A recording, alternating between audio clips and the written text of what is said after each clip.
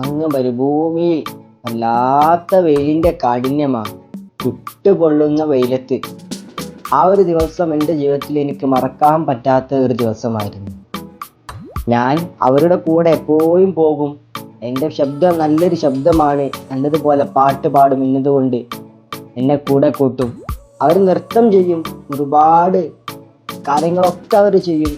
എന്നിട്ട് അവരെന്നോട് പറയും, ബിലാലെ ഒരു പാട്ട് പാട്. ഞാൻ പാട്ട് പാടും, അവരിങ്ങനെ ആസ്വദിക്കും. ഈ പാട്ടും കൂട്ടുമൊക്കെ കഴിഞ്ഞിട്ട് ഭക്ഷണം കഴിക്കുന്നൊരു സന്ദർഭമുണ്ട്.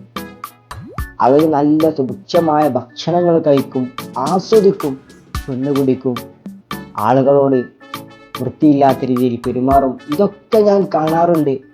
പക്ഷേ എന്നിട്ട് അവസാനം ഭക്ഷണം കഴിച്ച് അവർ പിരിയുന്നൊരു സമയമുണ്ട്.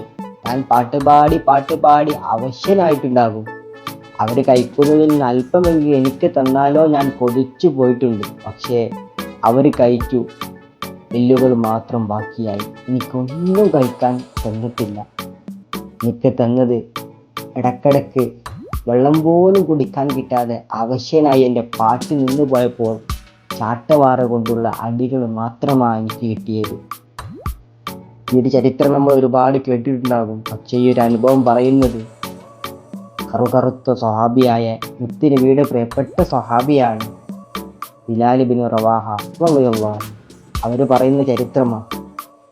വല്ലാത്ത ക്രൂരതകൾ, വല്ലാത്ത വേദനകൾ, ത്യാഗങ്ങൾ സഹിച്ചു തൻ്റെ ശബ്ദത്തിൻ്റെ മാധുര്യം കൊണ്ട് മാത്രം എന്നെ കൂടെ കൂട്ടി. അവസാനം എൻ്റെ പാട്ട് കഴിയുമ്പോൾ എന്നെ അവർ കൈയൊഴിയും. അവസാനം മക്കത്ത് ഒരു പ്രവാചകൻ വന്നിട്ടുണ്ട് എന്നുള്ള സന്തോഷ വാർത്ത കേട്ട് വല്ലാതെ സന്തോഷിച്ചു. അവസാനം റസൂലുള്ളാഹിന്റെ അരികത്തേക്ക് ബിലാൽ റളിയല്ലാഹു അൻഹു പോകുന്നൊരു സന്ദർഭമുണ്ട്. ദൂരേന്ന് റസൂലുള്ളാഹിനെ ഇങ്ങനെ നോക്കി കാണുന്നുണ്ട്. പക്ഷേ ഞാൻ കറുത്തവനല്ലേ, എന്നെ എല്ലാവരും അകറ്റി നിർത്തും, എല്ലാവരും മാറ്റി നിർത്തും.